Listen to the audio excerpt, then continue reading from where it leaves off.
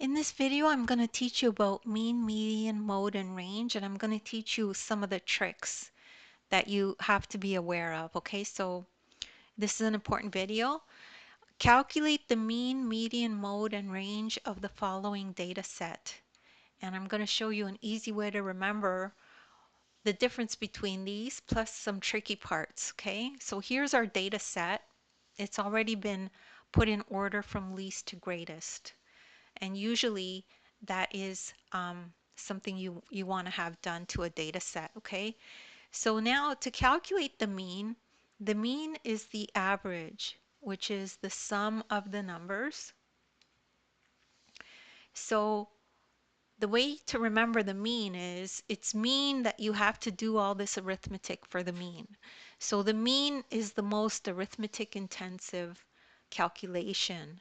So let's start with figuring out how many numbers we have. We have 12. They're all numbered here.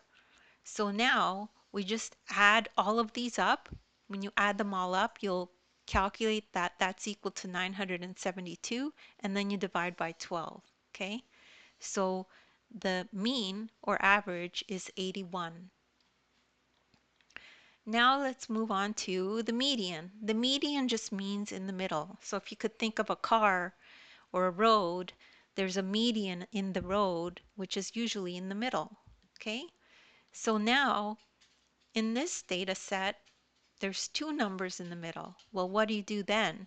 So we have 1, 2, 3, 4, 5 on this side, 1, 2, 3, 4, 5 on this side, which means that there's two numbers in the middle. So when there's two numbers in the middle, you have to take the average. For two numbers in the middle, we take the average of them, okay? So it's going to be 82 plus 82 over 2. And these numbers may not always be exactly the same. They could be different. So in this case, because our numbers are exactly the same, the average of those two will be the same, but it's not always the case, okay? So that's another trick to remember.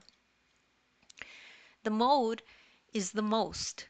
Okay, so just think of mode and then just think to yourself most, and then you'll know that you have to remember that it means which numbers appear the most.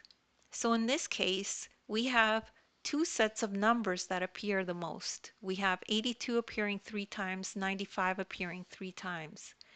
So that means there are two different numbers that appear the most the same amount of times. This data set has two modes.